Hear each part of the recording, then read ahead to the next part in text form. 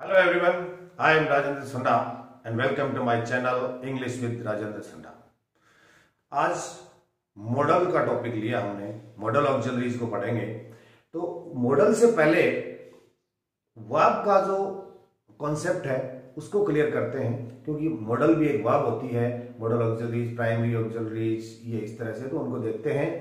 तो model auxiliaries में जो वर्ब है, वर्ब से देखें तो वर्ब दो तरह की होती है, प्रिंसिपल वर्ब और एक होती है ऑक्सिलरी वर्ब। प्रिंसिपल वर्ब से सेंस उन वर्ब्स का है जिनका अपना खुद का कोई ना कोई सेंस होता है। जैसे मैं एक सेंटेंस लिखता हूं यहां, जैसे I have a pen, he has a cow. यहां पर ये हैज, हैव, इनको प्रिंसिपल वर्ब कहा जाता है, क्योंकि इनका खुद का सेंस है, इन्हें किसी दूसरी वर्ब की जरूरत नहीं पड़ी, ये अंडरस्टूड अपना वर्ब निकालते हैं। और ये देखिए, जैसे आई हैव ईटन फूड, यहां पर ये एक ऑक्सिलरी वर्ब है। ऑक्सिलरी मींस सहायक है, इस वर्ब की हेल्प कर रही है। तो ये हेल्प कर रही, इसका मतलब ये हेल्पिंग वर्ब है, जिसको ऑक्सिलरी वर्ब भी कहते हैं। यहां ये इसके टेंस की या टाइम की कंडीशन को डिटरमाइन कर रही है, निश्चित कर रही है कि क्या प्रेजेंट है कि पास्ट है कि फ्यूचर है, उस हिसाब से। और यहां पर तो इसमें ये प्रिंसिपल वर्ब है, इसमें ये ऑक्सिलरी वर्ब है। यहां तक की बात ये। अब देखिए कि प्रिंसिपल, कई बार क्वेश्चन ऐसे आ जाता है कि प्रिंसिपल वर्ब कौन सी होती हैं। तो प्रिंसिपल वर्ब जिनको प्राइमरी वर्ब भी कहते हैं, और क्योंकि ऑक्सिलरी वर्ब होती है, वर्ब एक तो प्रिंसिपल वर्ब, एक ऑक्सिलरी वर्ब, ये टोटल 24 होती हैं। इसमें जो प्राइमरी ऑक्सिलरी होती हैं वो होती हैं 3। Number 1 be, do and have, 3 होती है इस तरह से। अब बी का is, are, am, was, were, 5 ये रूप होते हैं, फॉर्म होती हैं। डू के डू, डज एंड डिड 3 होते हैं। हैज के हैव के हैज, हैव और हैड, तो 5, 3, 3 और 11 टोटल प्राइमरी ऑक्सिलरीज 11 होती हैं, मॉडल ऑक्सिलरीज 13 होती हैं, और टोटल ऑक्सिलरीज 24 होती हैं। तो ये आपको ध्यान रखना है। अब इसमें ये भी ध्यान रखना है कि ये बी है, इसका ये, इसको भी आप प्रिंसिपल वर्ब कह सकते हैं, इसका भी खुद का वर्ब होता है, जैसे ऐसे लिंकिंग वर्ब में आती है। जैसे इसका खुद का एक वर्ब होता है, बी क्वाइट हियर। बी किसी की सहायक वर्ब नहीं है, बी खुद अपना कोई सेंस निकाल रही है। जैसे आई एम प्लेइंग, तो यहां पे तो एम है, वो एक ऑक्सिलरी वर्ब है, बी को ऑक्सिलरी वर्ब मान सकते हो। जैसे लेकिन लिंकिंग ही इज देयर, तो इज यहां लिंकिंग वर्ब है, किसी वर्ब की जरूरत नहीं पड़ी, यहां पर वो प्रिंसिपल वर्ब के रूप में काम कर रहा है, इसीलिए हैज होता है। इस तरह डू होता है, ही डज, दे डू, इस तरह से हो जाता है। अब मॉडल ऑक्सिलरीज होती हैं, वो can, may, could, might, will, shall, would, should, must, dare, needn't, used to, ये होता है यूज्ड, या टू, ये होता है इसका साउंड। तो आप इसको यूज्ड टू ना बोले। और टू भी होता है, ये मॉडल ऑक्सिलरीज होती है। अब हमारे लिए, हम जिस मकसद से पढ़ रहे हैं वो एग्जामिनेशन का मकसद मूल है कि आप ये इसका चीज तो समझ गए, लेकिन इसका प्रयोग कहां होता है। बड़ी एम्बिग्युइटीज होती हैं इसके अंदर, कि जहां पॉसिबिलिटीज में आती है, माइट में भी आ जाती है, कई बार कैन में भी आती है, परमिशन कैन में भी होती है, परमिशन में भी होती है, इस तरह से। तो हम अलग अलग इस मॉडल को पढ़ेंगे, ये दूसरी बात। फिर एक बड़ा क्वेश्चन ये उठता है कि एक्चुअल में मॉडल होते क्या हैं। ऑक्सिलरी वर्ब होती हैं, सहायक क्रिया होती हैं, ये बात तो हमने समझ ली, लेकिन ये क्या बताते हैं, मूड। और एक प्रश्न ये है कि इनकी जरूरत क्या पड़ी भाई। जब हम छोटे थे, हम पढ़ते थे, तो हमने जब टेंस पढ़े तो उस समय ये बताया था कि हर ट्रांसलेशन आप कर सकते हैं यदि आपको टेंस आते हैं, तो प्रेजेंट हो, पास्ट हो, फ्यूचर हो, कंटिन्यूअस हो, परफेक्ट हो, जो भी है हम कर सकते हैं। तो फिर ये लफड़ा बीच में कहां से आ गया, इनकी जरूरत क्या है, जब ट्रांसलेशन तो कर ही सकते हैं टेंस से, तो फिर इनको क्यों लेके आए। इनको इसलिए लेके आए कि आपने जब मान लीजिए रिटर्न में लिख देते हो, किसी एक पैराग्राफ लिख दिया, उसके अंदर आपने अकॉर्डिंग टू टेंस लिख दिया, तो समझ जाएगा कि काम प्रेजेंट में हुआ था, कि काम पास्ट में हुआ था, कि काम फ्यूचर में होगा, इस तरह से बात। लेकिन कई बार कहने वाले का जो मूड है वो एक्सप्रेशन से ही पता चलता है, ऐसे पता नहीं चलता। जैसे किसी ने सीरियसली कहा you should consult a doctor, you must consult a doctor, दोनों सेंटेंस सही है। अब बात ये रही कि इस चीज को एक्सप्रेस कैसे करें, इसको बताएं कैसे। किसी ने गुस्से में कहा, किसी ने रिक्वेस्ट करके कहा, तो बुक के अंदर वो साउंड थोड़े आएगा कि ये बात गुस्से में कही है, कि वो बात साउंड में कही है। तो वहां पर एक अलग चीज की जरूरत पड़ी, एक अलग ऐसे हेल्पिंग वर्ब, ऑक्सिलरी वर्ब की जरूरत पड़ी, जो क्या बताए, मूड बताए। मूड बताता है। अगर शुड है तो इसका मतलब जस्ट सलाह है, मस्ट है तो इसका मतलब इसमें कंपल्सन है, इस तरह से है। तो ये चीज जो मूड बताने वाले शब्दों की जरूरत, इनके बिना मूड नहीं लिख के दिया जा सकता। अपन कन्वर्सेशन में तो मूड का पता लगा सकते हैं, अगले ने गुस्से में कहा, कि प्यार से कहा, कि सुझाव दिया, कि सलाह दी, रिक्वेस्ट किया, कि डांटा, ये हो जाएगा। लेकिन लिख के देते उसमें आगे ये थोड़ी लिखेंगे डांटा गया था, ये बात रिक्वेस्ट करके कही थी, ये चीज शो कर देती है ये अपने आप में। एक बात तो ये होगी। दूसरी बात, जब इनकी जरूरत यहां मान लीजिए कि पूरी हो गई, तो फिर ये ऑक्सिलरी वर्ब है, इनके साथ वर्ब की जरूरत होगी। तो वर्ब की जरूरत तो इनके साथ भी होगी, प्राइमरी ऑक्सिलरीज के साथ भी होगी, मॉडल ऑक्सिलरीज के साथ भी होगी। डिफरेंस क्या होगा, ये मॉडल ऑक्सिलरीज बिल्कुल स्वतंत्र है, नंबर, जेंडर, पर्सन से प्रभावित नहीं होती हैं। ये जैसे नंबर, जेंडर, पर्सन से प्रभावित नहीं होती हैं। इनके बाद में हमेशा वर्ब की फर्स्ट फॉर्म आएगी। ये खुद कैन ऑक्सिलरी वर्ब है, सिंगुलर आएगा, I can, he can, she can, they can, you can, Mohan can, Sita can. ऐसे नहीं कि इसकी कहीं आईएनजी फॉर्म हो रही है कैन के साथ, या फिर खुद की मॉडल की, या फिर पास्ट हो रहा है कि सेकंड फॉर्म, ऐसे आईएस लगाया जा रहा है, कोई फर्क नहीं पड़ेगा इन पे। किसी नंबर, पर्सन, जेंडर से ये अप्रभावित रहती हैं, कोई फर्क नहीं पड़ता। और always followed by the first form of the verb in English, keep in your mind. ये बात को ध्यान रखिए, हमेशा इनके बाद में हमेशा वर्ब की फर्स्ट फॉर्म आती है, जबकि इनके साथ बदल दी जाती है। हैज, हैव, हैड के साथ थर्ड फॉर्म आती है, किसी के साथ वर्ब की फर्स्ट फॉर्म आती है, इज़ारम के साथ आईएनजी भी आता है, इज़ारम के साथ पैसिव वॉइस में थर्ड फॉर्म भी आती है। तो इस तरह से इनका ये कोई भी प्रभाव नहीं पड़ता है, ये मॉडल ऑक्सिलरीज कहलाती है। अब हम ये एग्जामिनेशन के लिहाज से हम सीखेंगे कैन का प्रयोग। तो कैन का प्रयोग देखते हैं। अब कैन का प्रयोग कहां होता है, पहला जो मॉडल पढ़ रहे हैं कैन के रूप में, तो कैन का प्रयोग जहां एबिलिटी बताई जाए, कैपेसिटी बताया जाए, पावर बताया जाए, ये तो इसके मैन है। कि कोई भी आदमी, जैसे I can speak 3 languages, this is my ability, this room can accommodate 40 persons, otherwise this pot can contain 5 litre. तो ये इसकी कैपेसिटी है। एबिलिटी, आप I can swim, you can swim, इस तरह से जो आपकी जो योग्यताएं, क्षमताएं होती हैं, या आपका पावर होता है, उसमें कैन का प्रयोग किया जाता है।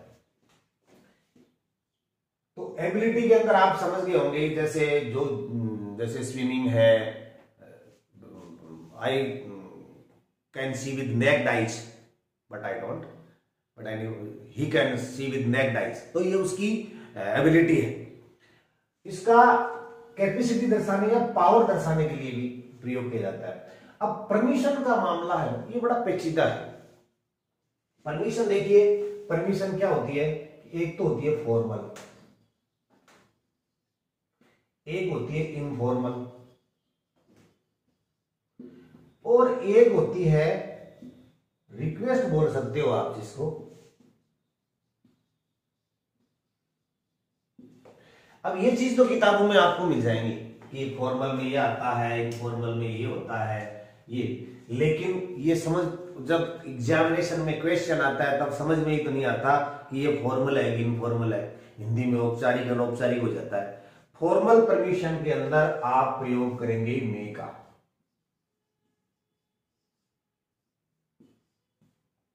इनफॉर्मल में आप करेंगे कैन का प्रयोग, और जब रिक्वेस्ट की जाएगी तब आप क्या करेंगे, एक तो करेंगे कुड, एक करेंगे वुड, और कई बार विल भी कर देते हैं। तो यहां पर देखिए बड़ी इंपॉर्टेंट चीजें हैं ये। इसका एक बार कई बार ऐसा क्वेश्चन आया था जो बड़ा दिक्कत पैदा कर देता है स्टूडेंट्स को। इस चीज को जब तक आप नहीं समझोगे तब तक आपको ये फॉर्मल और इनफॉर्मल की जो परमिशन है वो दुविधाएं देती जाएगी। अब ऐसे समझिए इसको, जैसे आपने किसी ने कहा कि may I come in sir, may I come in sir and mark of interrogation, and can I come in, this is also right. अंतर क्या करना है आपको इसमें, ढूंढना क्या है कि यहां पर आप ये देखिए कि लेवल से दो चीजों से समझे। एक तो आप किसी का रेस्पेक्ट हो, लेवल में अंतर हो, इक्वलिटी ना हो, एक का रैंक ऊपर है एक का रैंक नीचे, तो इसको आप क्या करोगे, ये जो अंतर दिखाओगे तब क्या करोगे, अगर मे का प्रयोग आपको तब करना है, मे फॉर्मल तब होगी जब आप किसी ऐसे आदमी के पास जा रहे हो जिसका आप सम्मान करते हो, उसकी रैंक आपसे बड़ी है, उसका जो रिलेशन में जो आप से उम्र में भी बड़े हैं तजुर्बे के हिसाब से, तो आप उसके हिसाब से उनका सम्मान करते हो, वहां पर आपको करना है मे, उसको बोलते हैं फॉर्मल। जैसे आप क्लास में जाते हो तो क्लास में आप सर से, आपकी क्लास है, आपका राइट है, आपको जाना है, आप पूछ के बाहर गए थे तो पूछ के वापस अंदर जा रहे हो, लेकिन फिर भी आप यहां मे और कैन का डिफरेंस क्या होता है, मे का मतलब होता है कि जिस आदमी से आप अनुमति ले रहे हो वो आपके टीचर हैं, सर है, और आप उसका रेस्पेक्ट करते हैं, शिष्टाचार के हिसाब से आप उनसे रिक्वेस्ट करके मे आई कम इन सर ऐसा करें। कैन आई कम इन का मतलब ये आप से कोई इक्वल आदमी है और उससे आप परमिशन ले रहे हैं, तो आप कह सकते हो जैसे आपका कोई फ्रेंड है, आप फ्रेंड के पास गए और आपने कहा कि can I use your pen, can I use your phone, can I use your T shirt, इस तरह से आप कर सकते हो। लेकिन अगर आप जैसे एक भाई के कमरे में जाता है या कोई फ्रेंड्स से कोई अनुमति लेता है, तो आप ऐसा कैन का प्रयोग करेंगे, can I use, can I come, can I do, what ever जो भी है ये। अगर आप उसका रिस्पेक्ट करते हो, सम्मान करते हो, सर आ गया, मे आ गया, तो सर मे आ गया इसका मतलब अनुमति ले रहे, इसका मतलब आप जैसे इंटरव्यू देने जाते हो और वहां बैठे होता हो कैन आई कम, ये नहीं होगा, मे आई का। इसमें रिक्वेस्ट, सम्मान, इज्जत, तवज्जो दी जाती है, उसको फॉर्मल कहते हैं, और इनफॉर्मल में सीधा कैन का प्रयोग होता है। अब ये रिक्वेस्ट वाला मैटर क्या हो गया, यहां भी परमिशन ली जाती है, यहां वुड और कुड। एक बार प्रश्न ऐसा आ गया था कि बहुत ज्यादा पोलाइट रिक्वेस्ट जब होती है ना, रिक्वेस्ट की जाती है और परमिशन भी ली जाती है, परमिशन पोलाइट रिक्वेस्ट के साथ परमिशन ली जाती है, तब आप वुड या कुड का प्रयोग करोगे।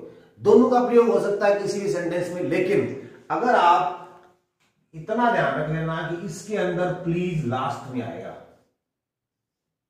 और इसके बाद में सब्जेक्ट और प्लीज आ जाएगा, ये ध्यान रखना। अगर पोलाइट रिक्वेस्ट है परमिशन के अंदर तो could I use your phone please, ये।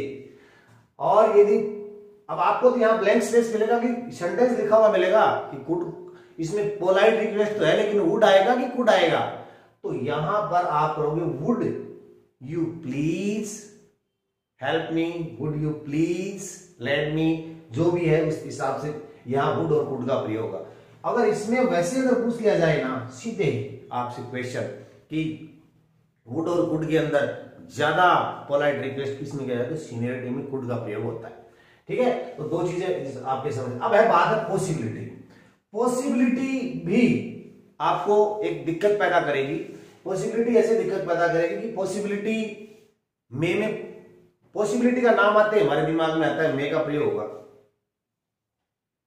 मे का प्रयोग पॉसिबिलिटी में होता है, संभावना व्यक्त करने के लिए हमेशा मे का प्रयोग करें, लेकिन हमने कैन में पढ़ रहे, कैन में भी संभावनाएं होती हैं।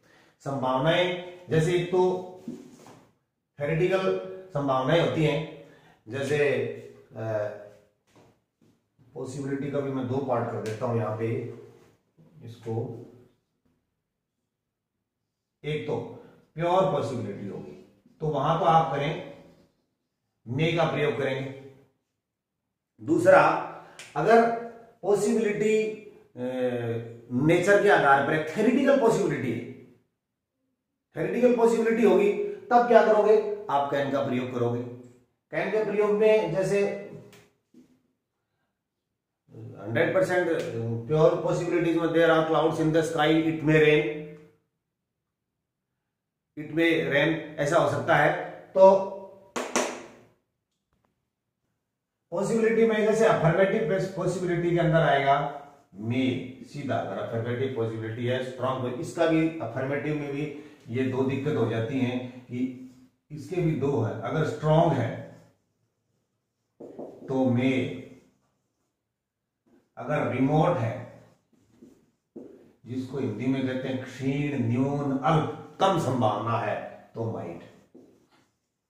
ये पॉसिबिलिटी देखो क्या क्या करती है, कहां से कहां जा रही है।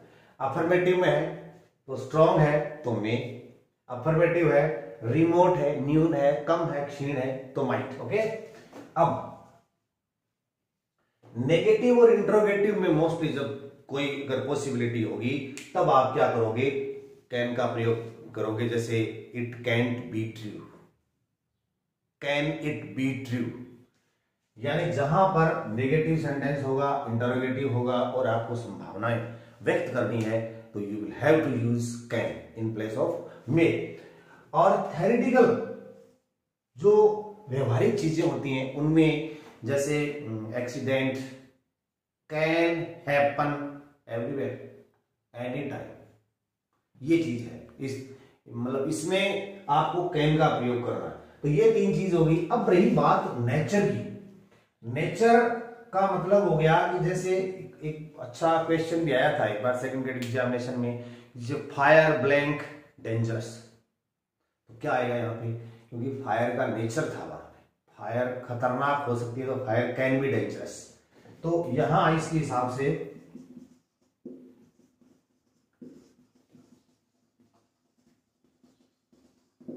कैन बी डेंजरस, या फिर जो इस तरह की जो व्यवहारिक संभावनाएं होती हैं, व्यवहारिक जो नेचुरल जो बातें होती है उसमें, जैसे Ramayana can be found in every Hindus home, Quran can be found in every Muslims home. तो इस तरह की सर्टेनिटी होती है, उसमें इसका प्रयोग होता है। तो अब देखिए हम कैन के प्रयोग के बारे में बात करें तो एबिलिटी, कैपेसिटी और पावर में कैन का प्रयोग होता है। उसके बाद में परमिशन में हमने तीन परमिशन की बात की थी, फॉर्मल, इनफॉर्मल और पोलाइट रिक्वेस्ट वाली। इसके बाद के अंदर पॉसिबिलिटी में फिर अफर्मेटिव में स्ट्रॉन्ग, ये नेगेटिव इंट्रोगेटिव के अंदर कैन का प्रयोग होगा। ठीक है, और थ्योरेटिकल के अंदर भी कैन का प्रयोग, जैसे और जो नेचर बताएगा उसके अंदर भी कैन का प्रयोग। तो उम्मीद करते हैं कि आपको कैन का मॉडल के साथ कैन का प्रयोग अच्छी तरह समझ में आया। अगर अच्छा लगा तो लाइक कीजिए।